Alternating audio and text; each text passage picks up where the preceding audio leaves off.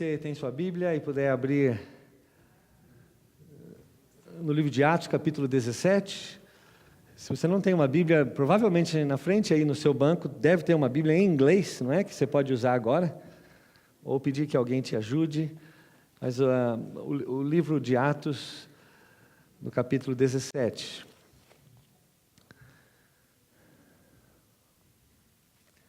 Só um minutinho que eu estou aqui me achando. Pronto.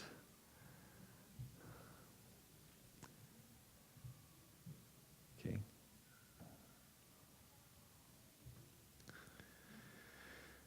Muito bem. Eu quero ler apenas o versículo 6 do capítulo 17, que diz assim: eles estavam procurando este homem chamado Jason. Porém, não o encontrando, arrastaram Jason, estavam na realidade procurando, Paulo, não é? Não encontrando, arrastaram Jason e alguns irmãos perante as autoridades, e eles gritavam: estes que têm transtornado o mundo, chegaram até nós. Que frase impressionante é essa? Eles estavam procurando alguém, e eles se referiam a essas pessoas como aqueles que estão transtornando o mundo. Imagine que você tem alguma coisa tão forte e poderosa dentro de você, capaz de colocar o mundo de cabeça para baixo, virar o mundo do avesso. E essa era a ideia desses irmãos, que na realidade fizeram isso. 2000 anos atrás, começaram a anunciar o evangelho gracioso de Jesus Cristo, e ele invadiu o mundo, não é? Nós temos falado esses dias a respeito do poder de Deus, que nos faz igreja. Não estamos analisando todos os detalhes do livro de Atos, mas alguns temas muito específicos que caracterizam a igreja universalmente, aonde tiver, o tempo que fosse, na época que fosse, características de uma igreja. Por exemplo, vimos que o livro de Atos nos orienta dizendo que Deus nos deu poder para sermos testemunhas. Nós temos que anunciar Jesus Cristo com nossa vida, nosso comportamento, nossos atos, ações, nossa palavra. Ele nos deu o poder para sonharmos, para termos sonhos de coisas maravilhosas que Deus vai fazer entre nós. Ele nos deu o poder para amarmos e sermos uma igreja. Imagine que isso é possível, apesar de tantas diferenças que existem entre nós. Ele nos deu o poder para perseverarmos, para insistirmos. Ele nos deu esse poder, inclusive, para morrermos, diz o texto, como a própria palavra testemunha poder para morrer. E algumas coisas que precisam morrer dentro de nós, e outras, muitas vezes, nós mesmos precisamos morrer para que Cristo seja glorificado, exaltado, conhecido através de nós e da igreja. Hoje eu queria falar sobre esse tema, poder para se indignar. Eu creio, meus irmãos, que para transformarmos o mundo, como fomos chamados para transformar o mundo, tem que haver em nós uma mola propulsora, alguma coisa que nos incentive, motive a fazer aquilo que nós precisamos fazer. Esses homens tinham isso. Veja que aqueles que nem os conheciam direito, mas já ouviam falar, que eles eram tão focado na sua missão, que eles estavam transformando o mundo em que eles viviam. O mundo estava sendo chacoalhado por esse grupo de homens, simples, mas estava sendo chacoalhado porque eles tinham alguma convicção, e uma delas era a capacidade de se indignar com aquilo que acontece ao nosso redor, porque a indignação provoca alguma coisa em nós, algum tipo de atitude em nós. E eu queria fazer um pequeno teste com você aqui hoje, por exemplo, quanto essas coisas provocam indignação em nós. Eu tenho aqui algumas notícias que eu tirei esta semana do jornal. Uma delas está aqui na CNN, dizendo que agora, talvez no próximo ano, alguns estados dos Estados Unidos já vão começar a fazer testes para que você possa conseguir pílulas do aborto pelo correio. Simples assim. Você está grávido, não quer o nenê, então você escreve uma carta e o DCA lá, não sei como é que chama, DAC, ele vai te mandar pelo correio as pílulas e você pode então abortar. Eu estava lendo essa matéria e eu confesso, meus irmãos, que o meu coração começou a bater mais rápido. Essa semana nós lidamos aqui com uma pessoa que nós mais ou menos temos contato, essa garota de 16 anos, na 16ª semana de gravidez, ela teve um relacionamento com o namorado, engravidou e os pais não queriam. Então, os pais não queriam, ela queria. E o pai da criança também queria, apesar de serem 2 adolescentes. Mas o pai e a mãe dela, não quero essa criança. Levaram aqui num dos nossos hospitais, e simples assim, falaram, pode abortar. E quarta-feira, a menina abortou. 16 semanas. Eu não sou muito bom de matemática, mas me parece que é quase metade de um termo de criança. Quanto isso causa indignação em você, ou nós já estamos tão acostumados com essas coisas, que já não ligamos mais quando ouvimos isso na notícia.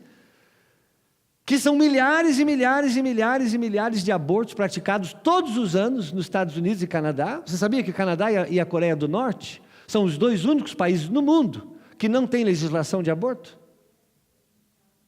Você sabia que uma das plataformas, por exemplo, da Hillary Clinton nos Estados Unidos, era que o sistema fosse idêntico ao canadense, que até o 9º mês de gravidez você podia abortar?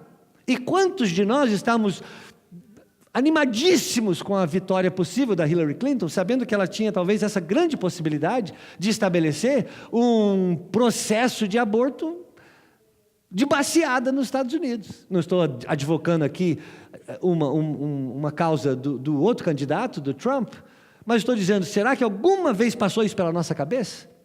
Diz que é um crime, e quando você entende o Antigo Testamento, daqueles deuses que matavam todos os seus filhos e que Deus os exterminou exatamente pela mesma coisa que fazemos hoje no Canadá, nos Estados Unidos e tantos outros países. Quanto nos interessamos por isso, quanto nos indignamos quando conhecemos essas coisas e sabemos que isso está acontecendo. Quinta-feira, o parlamento agora está recebendo do primeiro-ministro do nosso país uma alteração na idade do consentimento. Eu não sei quantos de nós sabemos o que significa a idade do consentimento. Quantos de nós, talvez causamos em nós uma indignação, uma dor no estômago, quando entendemos que a única razão da idade do consentimento existir é para que pessoas mais velhas possam ter sexo anal com meninos de 16 anos de idade, legal, desde que haja consentimento. Isso está aprovado hoje, proposto pelo governo canadense, está aí na CBC, meio de comunicação nosso. Quantos de nós nos interessamos por essas coisas? Quantos de nós nos indignamos com essas coisas? Quantos pedófilos que hoje estão talvez presos ou marcados, agora com a nova lei, estarão livres para fazer o que quiserem? Quantos de nós nos preocupamos com isso, temos interesse nessas coisas, nos dedicamos de verdade a sermos sal e luz dessa terra? Eu estava vendo no Globo e Mail, isso aqui é de quinta-feira, que só em Alberta e BC, Alberta e BC, em 2012, 42 pessoas morreram por uso excessivo de fentanil. É uma droga, um opioide que mata mesmo. O ano passado, 418. Este ano, que ainda não acabou, ainda estamos em novembro, só em Colômbia Britânica e em Alberta, 1.000 jovens morreram este ano. A semana passada, quando saiu essa notícia. Mais um. É mais um. Quanto isso nos interessa? Ou talvez façamos o seguinte, está tudo bem comigo, a minha família não tem esse tipo de problema, está tudo tranquilo. Quanto há uma indignação na igreja, nunca seremos uma igreja verdadeira, enquanto essas coisas não nos afetarem, meus irmãos. Você sabia, por exemplo, que o jornal The Guardian, o The Guardian é um jornal britânico, ele está dizendo que 11% da população da Síria, 11%, foi exterminada ou gravemente afetada pela guerra. A ONU diz que cerca de 200.000 pessoas morreram nos últimos 5 anos na Síria. Mas as fontes mais seguras dizem que são 450.000 pessoas que morreram nos últimos 5 anos. É quase 500 mil de pessoas. É um número estrambólico, é um número difícil de falar. Às vezes você diz assim, 1 milhão de pessoas morreu. Pensa em uma pessoa que morreu. Multiplica isso por 500 mil. Quanto isso nos afeta, quantas vezes que nós dobramos nossos joelhos em indignação e clamamos a Deus que faça alguma coisa, de preferência, faça alguma coisa através de nós. Meus irmãos, existe isso em nós? Ou será que estamos tão acostumados com a violência? Eu me lembro quando, pela primeira vez, um professor meu foi para o Brasil me visitar. Ele nunca tinha saído daqui, da América do Norte. Ele foi me visitar no Brasil. E uma das primeiríssimas coisas que ele me disse, ele falou assim: eu estou espantado com os posters, não é pôster aqui, outdoors. Como tem mulher seminua nos outdoors do Brasil. E eu falei assim: você sabe que eu nem estou vendo mais? E o que lhe chocou demais, você já deve saber disso, que ele disse assim: como tem criança pedindo dinheiro na rua? E a gente já não liga mais para isso, é só mais um. Quanto isso nos afeta? Eu quero dizer que essas coisas afetaram o apóstolo Paulo, afetaram muito o apóstolo Paulo. Paulo estava indo de Tessalônica para Bereia, não é? E de lá ele, na realidade, queria ir para Corinto, na Grécia. E ele foi na frente, parou na cidade de Atenas. E quando ele estava em Atenas, ficando esperando os outros companheiros que vinham atrasados, ele não conseguiu simplesmente ficar lá, vendo a beleza de Atenas. E ele se indigna de alguma maneira. E a minha pergunta hoje para os irmãos é: podemos ver a realidade espiritual que está ao nosso redor?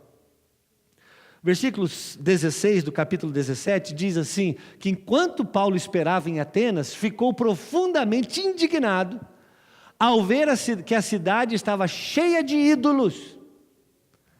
Isso lhe indignou de tal maneira. A palavra grega para indignação usada é a mesma palavra grega de um termo médico que significa um ataque epilético, uma convulsão. É como se ele estivesse tendo uma grande convulsão dentro dele, porque ele ficou indignado com aquilo que ele estava vendo. Lhe acendeu um ciúme muito grande da glória de Deus. Idolatria é tudo o que toma o lugar de Deus. Isso é idolatria. Tudo que toma o lugar de Deus é idolatria. Paulo diz: nada pode tomar o lugar de Deus. A glória é só de Deus, não pode ter tanto ídolo nesse lugar. Os historiadores acreditam que havia mais de 30 mil deuses com nomes na cidade de Atenas. O Petrônios, que era um escritor romano na época do Nero, ele fazia parte da corte do imperador Nero, ele diz que é mais fácil encontrar um deus do que um homem em Atenas. Essa era a situação daquela cidade.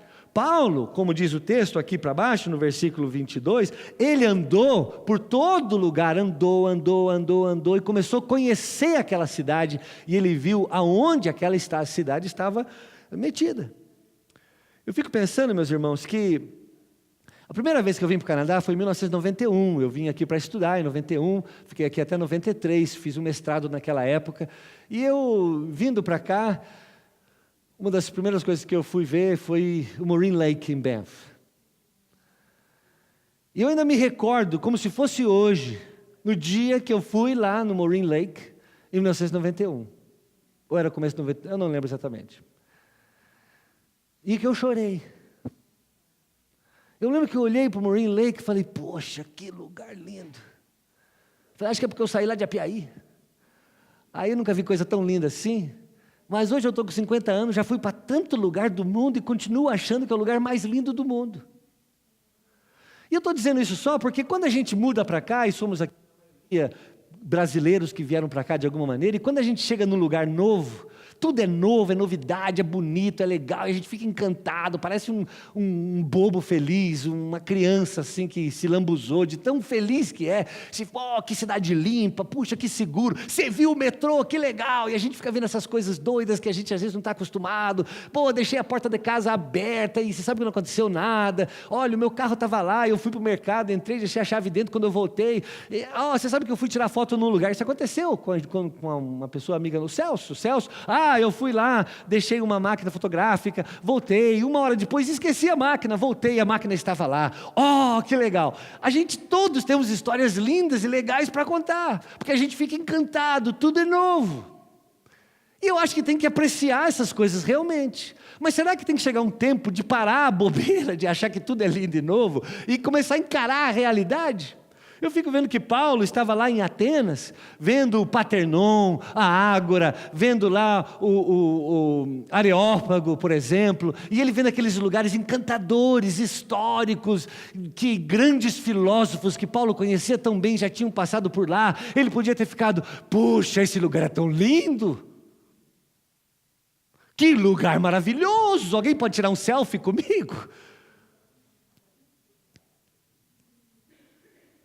Ele talvez viu alguma coisa que lhe encantou muito, mas o que realmente chamou a atenção de Paulo foi o pecado naquela cidade. E quantos de nós ficamos tão iludidos, envolvidos nas belezas que aparentemente estão aí, e já não vemos mais o pecado que está na cidade? Aí nunca seremos igreja, e o nosso papel aqui, que estamos estudando esses dias, é como ser igreja. E uma delas é ter olhos abertos, bem abertos, apreciar a beleza, mas também ver o que é que está errado. Paulo é exatamente isso, ele não conseguiu não ver tantos ídolos. John Stott, quando ele comenta essa passagem, ele diz que o que o Paulo viu não foi nem a beleza, nem o brilho da cidade, mas a sua idolatria. Embora a maioria das versões mostrem cateídolos como cheio dos ídolos, a ideia parece ser a de que a cidade estava debaixo deles. Podemos dizer que estava sufocada com ídolos ou inundada por eles. O que Paulo viu foi uma verdadeira floresta de ídolo. Isto é o que Paulo viu, uma cidade submersa em seus ídolos. É isso que ele viu. Você já alguma vez, esses anos que você está aqui, viu quais são os pecados de Calgary? Alguma vez já lhe chamou a atenção o que está errado nessa cidade? O que talvez cause indignação em Deus e que nós nunca nos preocupamos, porque estamos tão ocupados em comprar a nossa grande TV de 150 mil polegadas, e de finalmente ter aquela coisa tão maravilhosa que sempre sonhamos, que nos esquecemos de ver realmente o que está acontecendo na cidade. Aí nunca seremos igreja. Se estivermos tão preocupados, talvez com o estilo de louvor que temos, que Deus nos abençoou tanto, com tanta gente maravilhosa que toca, se estivermos tão preocupados com o horário do nosso culto, ou com o estilo dos nossos pequenos grupos, talvez nunca veremos de verdade o que a igreja tem que ver, o que acontece lá fora. A igreja precisa se reunir para adoração. A igreja tem que estar junto, para junto, coletivamente, adorar a Deus e dizer, oh Deus, eu te amo, e depois sair daqui e ser sal e luz lá fora. Mas precisamos entender isso aí. Paulo conseguiu ver essas coisas. Às vezes está diante de nós e nós não vemos. Parecia eu lá no aeroporto de Houston, com aquela moça de Hollywood do meu lado, e todo mundo tirando foto, e eu achei que era de mim, e eu não vi que era Hollywood a moça que estava lá. Não vi nem para tirar uma foto, um selfie, um autógrafo. Não vi. Não apenas isso, mas o que acontece quando você vê? Se o Espírito Santo está dentro de nós, nós precisamos abrir os nossos olhos e deixar que através dele possamos ver o que está acontecendo. Agora, a grande questão é quando nós enxergamos a realidade, o que isso provoca em nós? O que isso provoca em nós?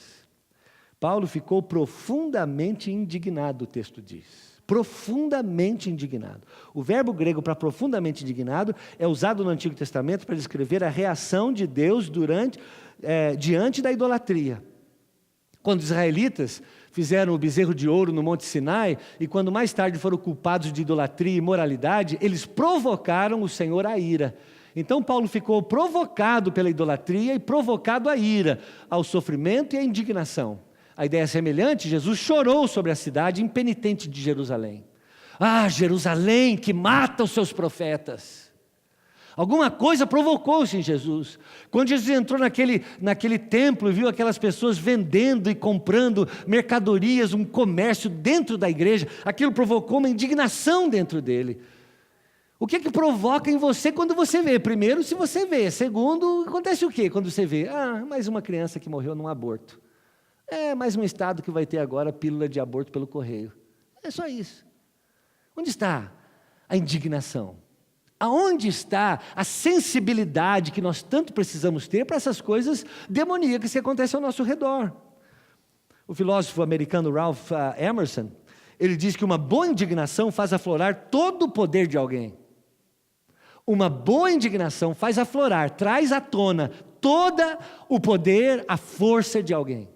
Se você de verdade estiver indignado com alguma coisa que está acontecendo errada ao seu redor, isso vai provocar em você uma reação que você vai ter que fazer alguma coisa com aquilo. Você vai jejuar, vai orar, vai falar com alguém, vai juntar 2 ou 3, criar uma página no Facebook para falar alguma coisa boa finalmente. Eu não sei o que, mas vai fazer alguma coisa, porque a indignação vai trazer à tona um zelo de verdade que mereceria acontecer digno da igreja. A igreja, ela precisa se indignar. Ela necessita se indignar contra o pecado, sem dúvida alguma. Sabe, meus irmãos, às vezes nós não conseguimos isso. E eu fico pensando, por que nós conseguimos isso? Será que estamos ensinando errado? Será que crescemos errado? Será que a nossa cultura de igreja, ela é tão subversiva? Será que ela se divide, subdivide, porque estamos tão preocupados com pequenos reinos que esquecemos de verdade de entender qual é a natureza da igreja? Para que a igreja existe?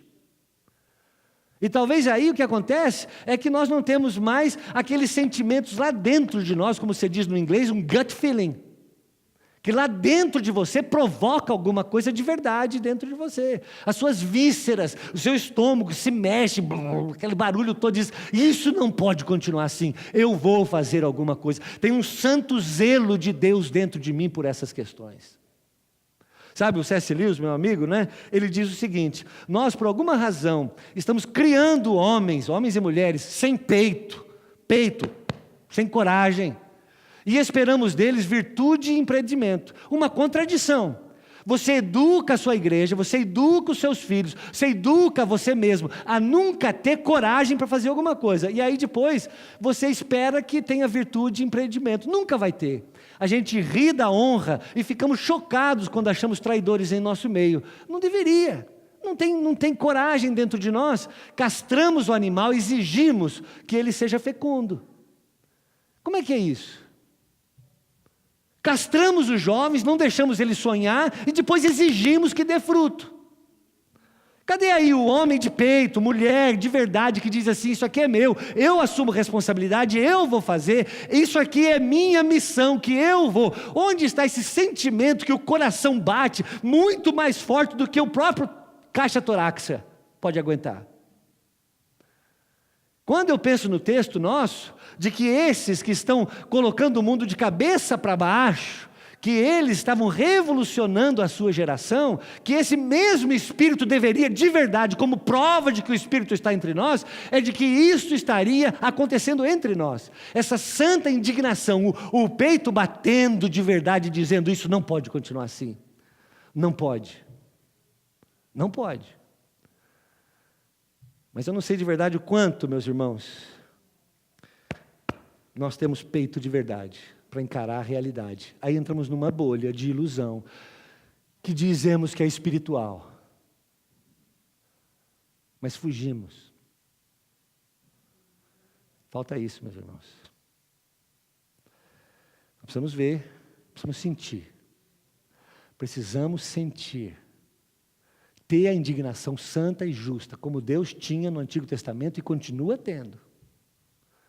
O Deus que odiava, que se irava contra a idolatria, continua se irando hoje contra a idolatria. O mesmo Deus que disse que ninguém tira a glória de mim, é o mesmo Deus hoje que não quer que ninguém roube a glória de Deus. Se nós somos a igreja de Deus, o corpo de Cristo, e obedecemos o cabeça que é Cristo, ainda entendemos que nada pode roubar a glória de Deus, nos indignamos. E aí como reagimos? Como que nós reagimos? Precisamos nos engajar, meus irmãos, de verdade, entender de verdade o que está acontecendo. Paulo, versículo 17, 18, ele discutia na sinagoga com judeus, com gregos tementes a Deus, bem como na praça principal, no mercado, todos os dias, com aqueles que por ali se encontravam. Alguns filósofos epicureus, estoicos, começaram a discutir com ele. O texto aqui diz que Paulo, ele andava por toda a cidade, versículo 23, passando, observando por toda a cidade. Talvez a gente passeie pela cidade tirando foto e selfie das coisas lindas que Calgary tem. E talvez esquecemos de notar que tem alguma coisa errada com a cidade. Tem alguma coisa errada com a cidade. John MacArthur diz assim que a cidade teve um impacto imediato sobre Paulo, e o que levou o impacto de Paulo sobre a cidade. O impacto veio de lá e foi daqui para lá. Eu não posso ficar passivo quando eu vejo isso, eu preciso fazer alguma coisa, é o que Paulo diz. O Stedman, Ray C. Stedman, já falecido pastor, ele diz que Paulo começou a pregar. Ele não podia evitar, ele sabia que a única mensagem que poderia ajudar as pessoas neste estado era a mensagem de Jesus. Primeiro entrou na sinagoga, depois os cidadãos comuns da cidade, que ele encontrou no mercado, e em seguida os filósofos. Mas todos ele abordou e ele discutiu Jesus com eles. Todos eles. Até que o levaram para a praça principal, para o Ágora. E lá nesse mercado principal, lá no Ágora, eles de verdade começaram a discutir com os filósofos, porque viram que esse cara estava demais, falando demais. E é interessante, o texto vai dizer aqui, que como é que nós não estamos sabendo disso? Porque nós sempre, versículo 20, sempre queremos saber o que é novo. Eles só queriam saber qual é a novidade do dia, se não é exatamente isso a nossa geração. Qual é o próximo coisa que vai acontecer nova? E Paulo vem e fala, eu tenho uma coisa nova para você. Eu vi que vocês têm aí um ídolo de um Deus desconhecido. Eu quero falar deles com vocês. Ele se engaja com a comunidade. Ele usa padrões da própria comunidade, linguagem da própria comunidade. E ele começa a falar com eles. Naquela época de Paulo, haviam pelo menos 2 tipos principais de filósofos. Os epicureus e os estoicos. Os epicureus, eles só buscavam prazer. Acreditavam em um Deus, não acreditavam em Deus pessoal, acreditavam que essa vida é basicamente tudo o que existe, então tenha todo o prazer que você puder. Já os estoicos eram cheios de orgulho, eles se orgulhavam de estar acima de tudo e de serem autossuficientes. É com essa gente que Paulo se reúne no Areópago para poder discutir de verdade o evangelho com eles. E aí quando ele está lá, ele tem uma mensagem para dar. Meus irmãos, nós temos essa mensagem. Você tem essa mensagem. Há uma promessa de Jesus Cristo que o seu Espírito estaria conosco e sempre que falássemos, Ele nos ia dar autoridade. Precisamos fazer o dever de casa, é verdade. Paulo não ficou parado.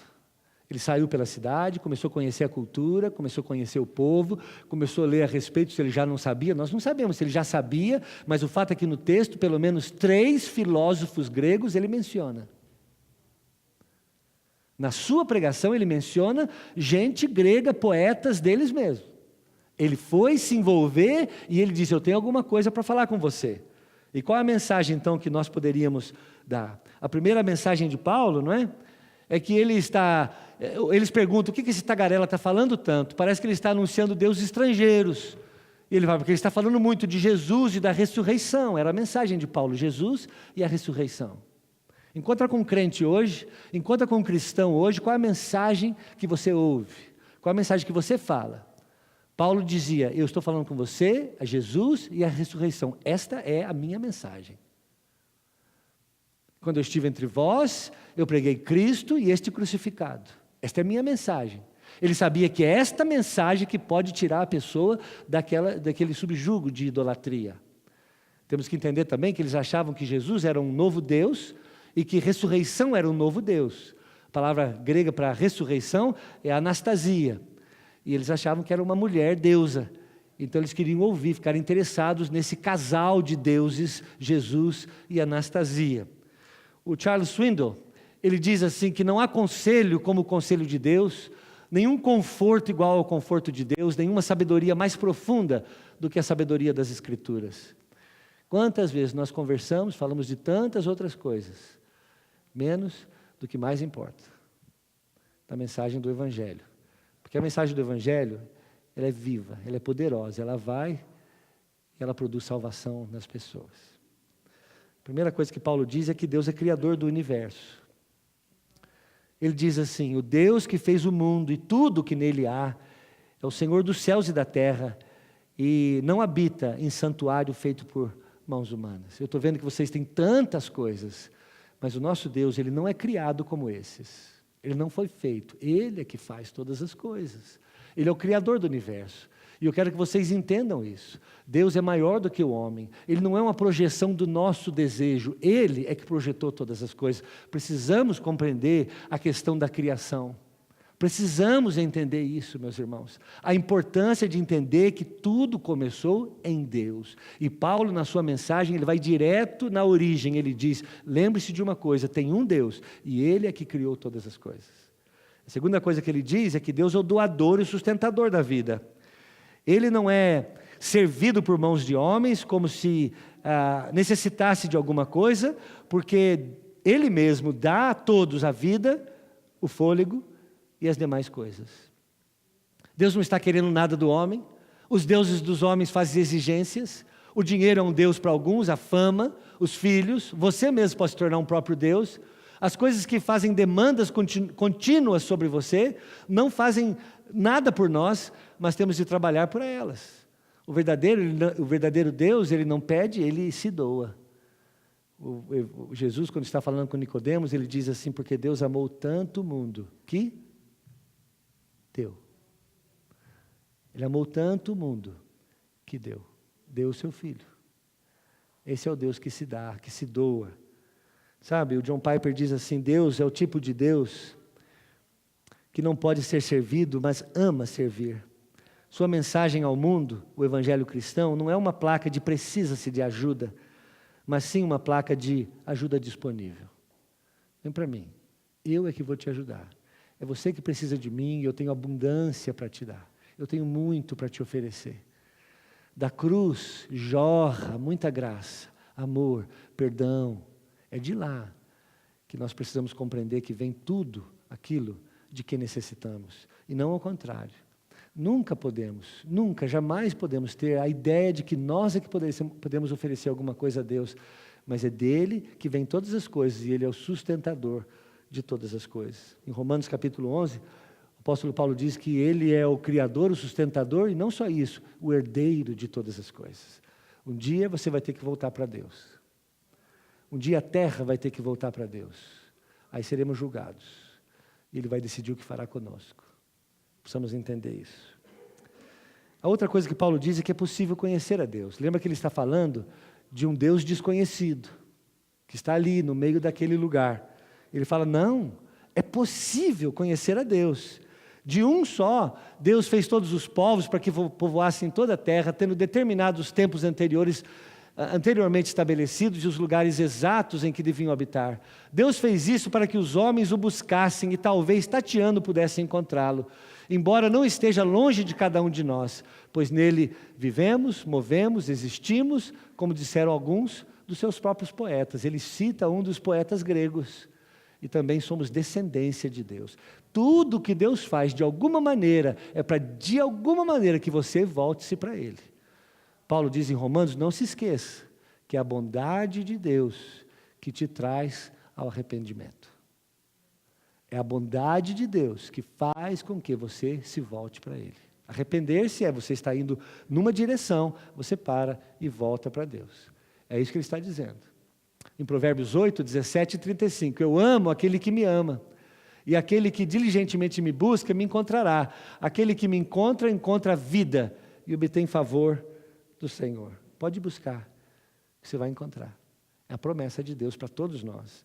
É possível conhecer a Deus. Ele ainda diz mais uma coisa, que é possível se relacionar com Deus, não apenas saber a respeito dEle, mas é possível se relacionar com Ele. Assim, visto que somos descendentes de Deus, não devemos pensar que a divindade é semelhante a uma escultura de ouro, prata ou pedra, feita pela arte e imaginação do homem. Está lá, parado, distante.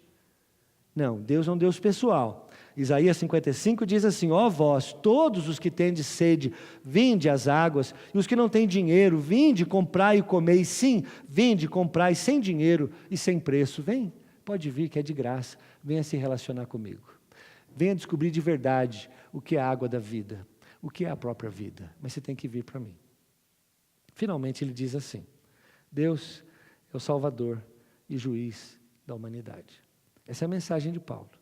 Ele diz, no passado, Deus não levou em conta a ignorância, mas agora ordena que todos, em todo lugar, se arrependam, pois estabeleceu um dia Ele estabeleceu um dia, tem um dia na agenda de Deus que está marcado, que Ele vai julgar o mundo, que Ele vai julgar todos nós. E Ele vai fazer isso com justiça.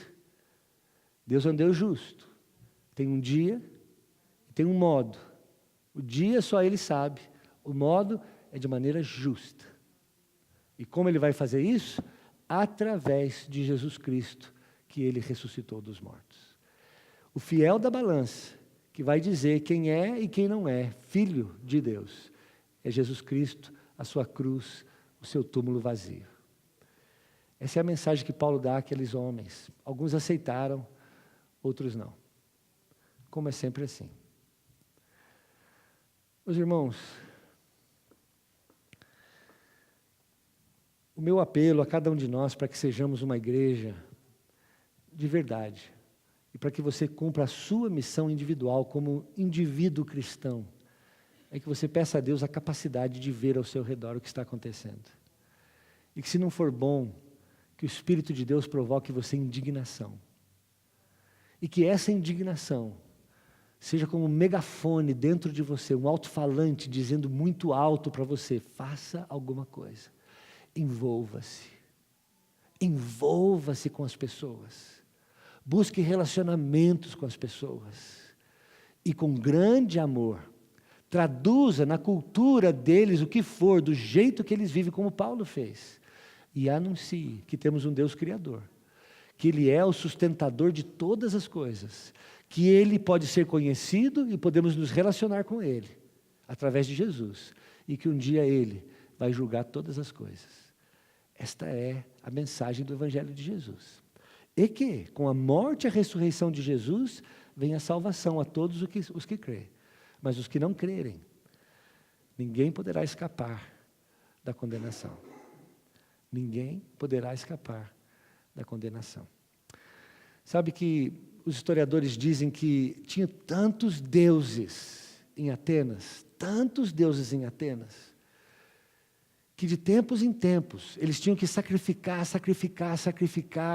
bodes, cabritos, ovelhas, bois aos deuses. Então, de tempos em tempos, eles reuniam um grande rebanho de ovelhas e vacas e tudo que eles podiam. E eles espalhavam essas ovelhas e cabras pela cidade de Atenas. E eles diziam o seguinte: deixe essas ovelhas andarem por Atenas até cansar, ninguém mexa com elas, porque os deuses estão direcionando essas ovelhas. Deixe que elas andem por Atenas, e a hora que elas se cansarem, elas vão se deitar. A hora que elas se deitarem, é porque aquele Deus mais próximo dela está querendo um sacrifício.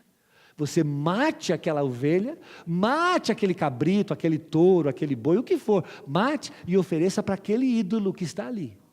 Agora, se a ovelha parar em algum lugar que não tem ídolo perto, é porque os deuses estão dizendo que precisa de um novo ídolo ali. Então, construa um ídolo correndo, mate a ovelha e ofereça para ele.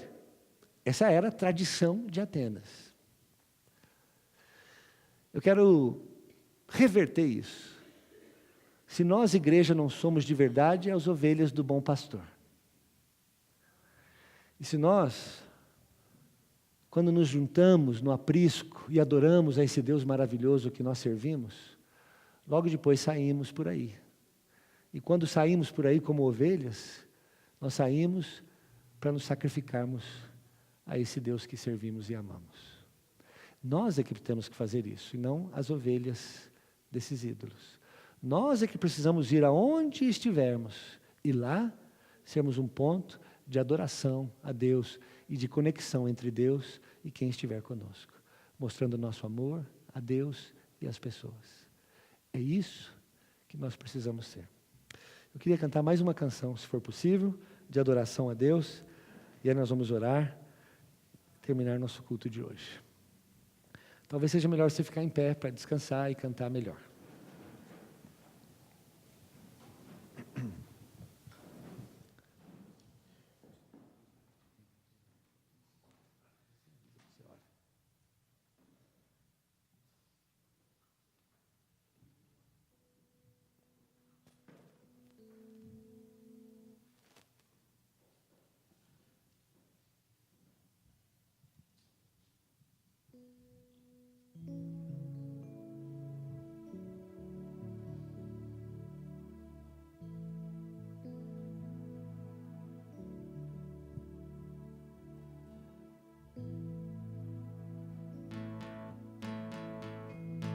Vamos cantar que nosso Deus é grande.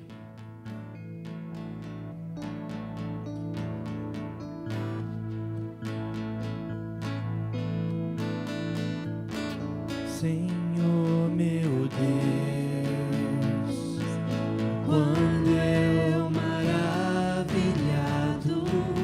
fico a pensar nas obras de suas mãos, o céu azul de estrelas pontilhado, o teu poder mostrando a criação. Então minha alma canta a ti, Senhor, quão grande és tu, quão grande és tu. Então minha alma canta a ti, Senhor, quão grande és tu, quão grande és tu.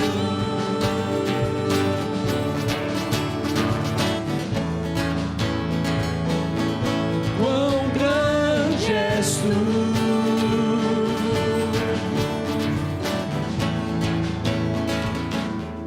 Quando a vagar nas matas e florestas, olhando o dedo alegre eu só a cantar, olhando os montes, os vales e campinas, em tudo vejo o seu poder sem par. Então minha alma canta a ti, Senhor, quão grande és tu, quão grande és tu.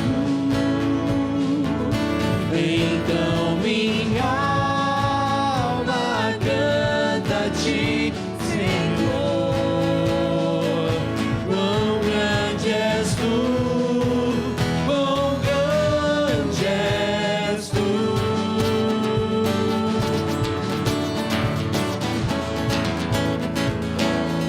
Quão grande és tu.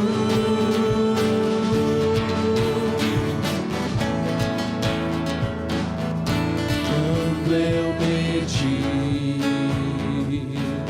o teu amor tão grande, teu filho dando ao mundo pra salvar, na cruz verteu seu precioso sangue, minha alma pôde assim purificar. Então minha alma canta a ti, Senhor, quão grande és tu, quão grande és tu. Então minha alma canta a ti, Senhor, quão grande és tu, quão grande és tu.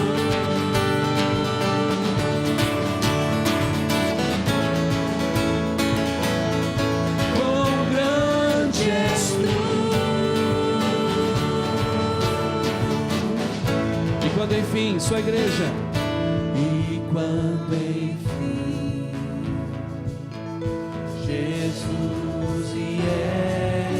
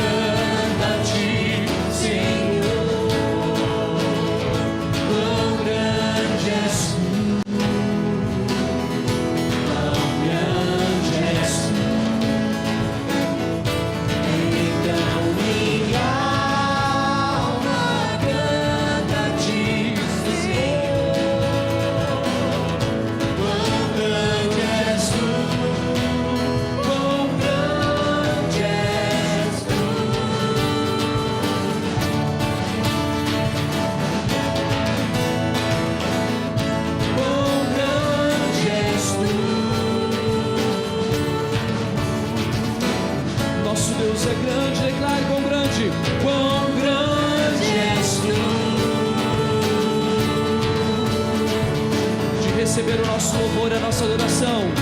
Quão grande és tu.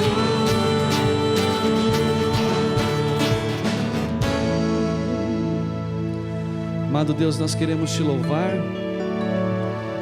porque de fato é esse Deus desconhecido que Paulo identificou ali em Atenas, desconhecido para muitos, mas para muitos também conhecidos através de Jesus. É a este Deus, ao Senhor, que nós adoramos e glorificamos o teu nome. Pai, como nós ouvimos aqui esta noite, nós queremos ir por onde o Senhor nos levar e sermos um sacrifício vivo, santo e agradável ao Senhor, onde estivermos. Seja, Senhor Deus, no trabalho, na escola, em casa, com os vizinhos, no mercado, onde estivermos. Assim como aqueles cristãos, eles chacoalharam, transtornaram o mundo, usa-nos também, Pai, para de uma forma santa, agradável ao Senhor, também mudar os valores que estão impregnados em nosso país, em nossa terra, nesta cidade. Ajuda-nos, Senhor Deus, a propagar o Evangelho de Cristo, os valores de Cristo, para que pessoas sejam salvas, famílias restauradas, vidas sejam curadas em Jesus. Usa-nos para a glória do teu nome, Pai. Que a graça do Senhor Jesus, a comunhão e a consolação do teu Espírito Santo e o teu amor, e seja sobre este povo de Deus que está aqui, todo o teu povo que se encontra hoje na face da terra, desde agora e para sempre, em nome de Jesus. Amém, Jesus.